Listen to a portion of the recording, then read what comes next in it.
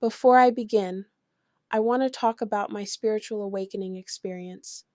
I had originally planned to research this topic more so I could explain all the ways spirituality interacts with our world. But instead, I came to realize everyone awakens differently. Everyone has their own path, and I respect that. So, what I can offer you is a basic understanding of spirituality from my perspective. A spiritual awakening often begins after experiencing a deep and unbearable amount of pain. Pain so intense it shakes your entire sense of self. It might come from losing a loved one, a heartbreak, something that collapses your world. These kinds of losses can send you spiraling, questioning your existence. There are days you want to disappear. You feel unreal. You isolate. Then slowly, strange signs begin to appear, repeating numbers like 1111, 222, 333, and the famous 777. Random words begin making sense only to you, whether on your phone or the TV. It's like the universe is trying to align your soul back into the world. Through this process, you begin to make peace with people who've hurt you, with pain you've carried for a lifetime. You fall in love with the broken inner child who fought to keep you alive. You realize she was the reason you survived. You reintroduce yourself to God, not as a sinner, not as a failure, but as a surviving warrior. A song I want to suggest is Liberated by Britain. That song carried me through some of the darkest parts of my journey. I grew up in a home where mental health didn't exist, let alone the means to afford therapy.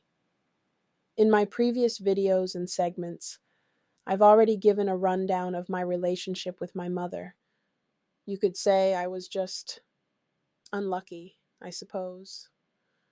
After all my trials and tribulations, I'd sit alone in my room, lost in the silence, wondering why I was never loved properly, why I was used as a child. But then, in 2021, something changed. Allah made me energetically step into my mom's shoes. I was sitting on a tiny bed, and suddenly I began to live her life.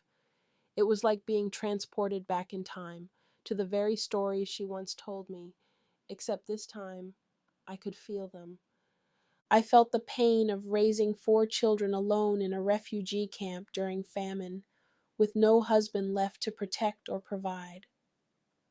I felt what it was like to be an orphan, abused for years, married off at 13, almost dying, giving birth alone, abandoned by family and wishing, just wishing, that maybe if she wasn't an orphan, she would have had a mother to stand by her side on the day she brought life into the world.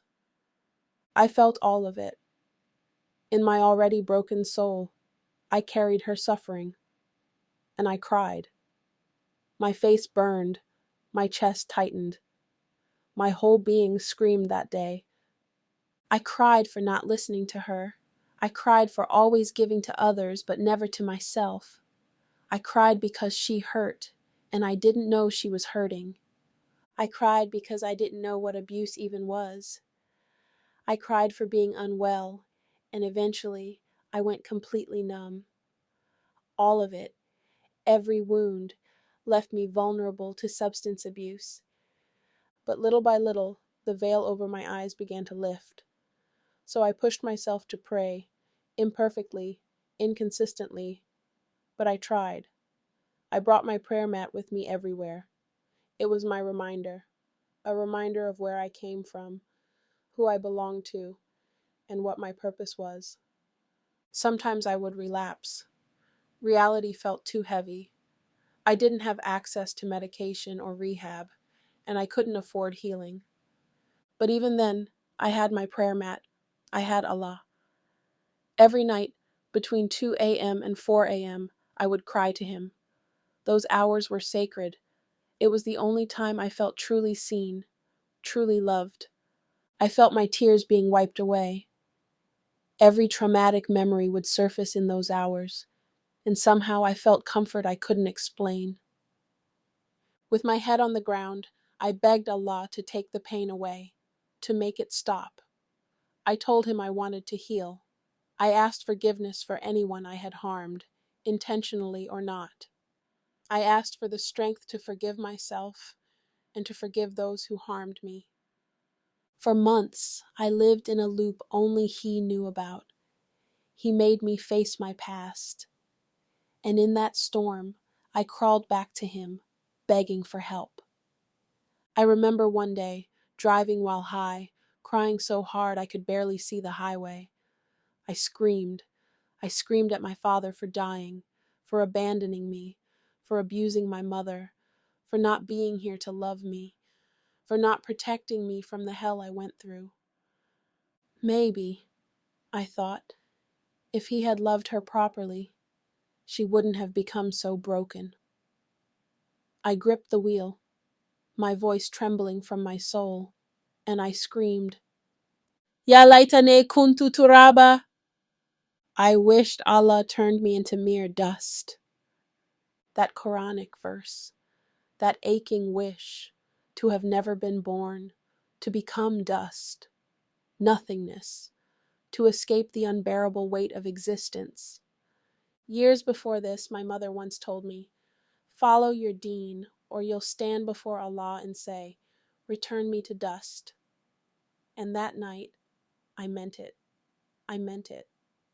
But even then, Allah was with me, especially when I was homeless, with no survival skills, and undiagnosed mental illness. I was just a product of my environment, doing my best to live in a world I didn't understand, and I didn't learn from yelling. I didn't learn from abuse. That's all I ever knew. And yet, I still knew how to be kind. I knew anger made me uncomfortable. That was enough to keep me just okay. I don't mean to get into this deeply, but I dated an African American man once. The way he ended things broke me in ways I wasn't ready for. What matters is that when I realized I had fallen in love with him, the song Way Down We Go by Kaleo was playing. Spiritually, that song foreshadowed my descent, the fall, the unraveling. Yes, he was disrespectful, online and behind closed doors, and yes, I struggled to manage my emotions. Eventually, I shut down. I mentally split. For a long time, I blamed myself. But the truth is, I lacked awareness. I wasn't conscious. I wasn't grounded in reality. I often wondered if he ever thought I was just trying to buy his love because my love language was giving. Memories of him used to make my chest bleed. At that time, I would have chosen death over the pain of losing him. Back then, I would have told you he was my soulmate. He was fire. I was water. Both born in spring. Our names were days of the week. In many ways, that relationship shaped me.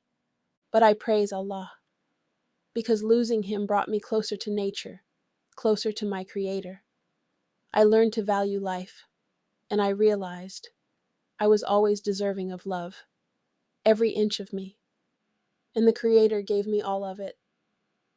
During our breakup and the silence of no contact, I began telling myself to love the pain, to sit in it, because that pain was birthing a new version of me. I don't think I'd be here today if he hadn't left. Sometimes, it's okay to lose. You gain the beauty in yourself, the beauty in God, the beauty in the world He made. In the early stages of healing, I didn't know how to stop overstimulating myself. I had constant burnouts. I used drugs to cope. I didn't know how to ground myself. Even at work, I pretended to be okay. But inside, I was completely dissociated. Nothing felt real. I was trapped in my mind, questioning every part of my future. Will I be a single mom? Will I become my mother? Will my child get abused like I did? Will a man think I'm trapping him even though I'm not? Did that man hate me all along? Am I good enough? Will I ever be good enough? During that breakup, my body would tremble from anxiety. I'd get chills. my body would weaken. I screamed into pillows until my stomach felt like it was burning. For months I lived in my mind, isolated, misunderstood, and utterly broken by the people I loved the most. And no one could help me because I had already mastered the art of masking. I had learned how to look okay, even when I was falling apart inside.